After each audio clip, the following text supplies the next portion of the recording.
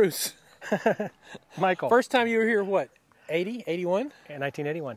30 years ago, I think on the 22nd, if I remember right. And how did you do here? About like 1981, except it counts for more since I'm shooting a different division. In 1981, I had a jam on the 7-second run on the practical. 50-point jam. Oh. And ended up something like 14th or 18th, I forget. Here, I had a 32-point brain fade on the practical the first day. Because essentially, I now have the nervous system, like I was telling you before, of a lamprey that you hook an auto battery to. It's kind of, this is pretty much me now, I mean, my nerves are shot. And it really got to me the first day. I figured I'm flushed, I'm done, I'm finished. Did some stupid stuff. Went prone, shot the sequence, went prone the next time, shot the same sequence and looked at the targets wondering what was going to happen. This kind of thing. But I sucked it up yesterday and I sucked it up today pretty well. And I'm ended up, I think, about 52 points down for production, which is better than the score that won it last year. But of course, there's a lot of depth of competition this year, which is nice to see. A lot of good people out here coming out to shoot production. When Bruce says he sucked it up and was able to just scrape by, he also set a record on barricades for production guns, right? Apparently so. Apparently so. Well, yeah, I did. Yeah, well, I won't be modest. It's about the best freaking shooting I did in my life, actually. But I have some people to thank for that. First off, my good dear friend Ichiro Nagata, when we were training at Mickey Fowler's ranch last week, saw me struggling with the barricades, just muscling into it like Superman, trying to bend the thing to my will like a diving board, putting 600 pounds of pressure on it. And I was throwing shots into the next zip code somewhere. So he basically said, Bruce, maybe you just place gun, not push. Thought about that. I did that, and the results are here. I didn't fight the barricade. Finally, I just shot the thing, and it worked out fine. You cleaned the plates. You went back and you shot, what, 32X? I think so, yeah. By some miracle, I did clean the plates. I was more nervous this morning. I mean, involved with all kinds of things in my life. I mean, a few extra holes, people trying to kill me, shooting for all these years. I've never been more terrified. Seriously, never been more nervous than I was this morning on the plates for whatever reason. I was just absolutely terrified. And somehow, I think probably just because I've done nothing but train people for the last 6 years or so on doing exactly what I did, which is to just shoot through it, it paid off. And I take no credit unto myself. I've been very, very fortunate. So for 6 years you haven't been competing. With a lot of health problems, a lot of things going on. And then you decided to come back out here. And so you put in, what, you said 3 months? About 3 months, about 7,500 rounds dry, I think. My shooting partner, Roy, over there, is our foreman, and I were practice partners.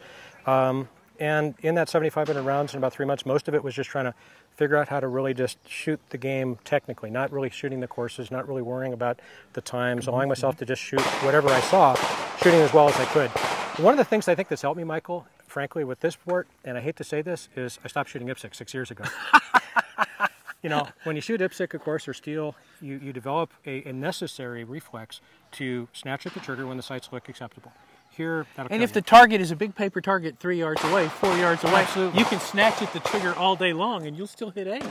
Pretty much, which is why, of course, everyone is as good as Dave Savigny shooting IPSC. Oh, absolutely. With a production gun, naturally. But the point being that reflex has long since receded into memory, at least so I thought. And just doing a lot of training, working with trigger control stuff, really working with our clients to try and develop fundamental skills, I've reinforced those values for myself for the last 6 years that I've been a trainer. So when I came here, kind of interestingly enough, it's kind of stopped working for a while because I was in a time warp. I came back here and suddenly I was in 1981 or 1987 or maybe 1996 or 97 or 98 when I won the old production division a few times. What I realized was that my brain was saying, this gun should have gone off 2 pounds ago. And here I'm running a 4-pound trigger. And it's really freaky because I find myself having even here to just retrain myself to kind of get back into that spirit of trigger control that I needed to be able to support a 4-pound production gun, even though my brain is saying that thing should have gone off by now. And so it was a little weird. I found myself totally in a time warp. It's just really kind of a strange thing to deal with. You once said a great line to me. You once said that 85% of all the questions you get asked in life can be answered with the word trigger. Prep the trigger. And absolutely. So that's still the truth. It's still the trigger. Absolutely. Every time in my entire somewhat mediocre career as a shooter, wildly inconsistent with flashes of brilliance here and there. Career as a shooter and as a trainer and as a gunsmith, and we do nothing but shoot little groups and test guns all day. I realized that when I've stepped away from the twin core fundamentals of sight, picture, and trigger control, that everything turns to crap. And there is absolutely there's nothing else take this, you know, I hope your viewers will take this to heart, that there is nothing else. All this other stuff is a mirage we had to kind of wade through, like some kind of a ghost we're fighting, simply so we can get back to those core fundamentals when it actually comes game time.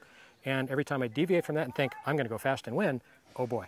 Every time I think that I'm going to try harder because the pressure's on, it means something, oh boy. And that's what happened to me Wednesday. You know? So there's a lot of lessons to be learned here. But so what are you shooting out here today? I'm shooting a SIG X5 226 all-around. It's the stainless steel 5-inch DASA decocker version of the X5. And a very, very good gun. Very good No gun. doubt you've dinked the trigger at, so it's perfect. You know, interestingly enough, because we were so concerned about the production rules, our understanding of the rules were that the trigger had to support 3.5 pounds in any mode. So we actually had to raise the trigger pulls after these guns were broken in, kind of above the factory standard, which had been around 3.5 or maybe not quite at times. So we actually had to kind of do negative gunsmithing, kind of make the single action like a little rougher, creepier, add more engagement to make darn sure that some referee wouldn't like say, oh, sorry, you're out of here, you know. As it turns out, the way they enforced the rule this year, it didn't matter, and our double action pulls, by God, had better hold 3.5 pounds, so we're doing something really weird. But yeah, it just very, very light work, actually. These guns are just about almost stock. And kind of in the spirit of the race, we're trying to kind of, you know, we're shooting a really good gun anyway, so how far do we really have to push that? You know? I mean, these things really shoot like rifles. They're fantastic guns. As always. Pleasure, Been too Michael. long, brother. It has been too long, but I'll be around. I'll be around. So I got to tell you that it's an embarrassment of riches for me to be back and to be with my friends again. When I quit shooting 6 years ago due to health reasons, the one thing I thought about was being here at this match with these people, shooting this course of fire, and sucking. And the fact that I didn't completely suck this week is just a bonus.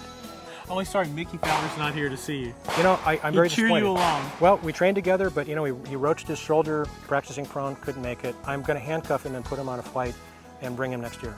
You know, he will be here next year. He just maybe doesn't know it yet, but Mickey is coming back. Okay, great. Well, good to see you again, buddy. buddy. Thank you.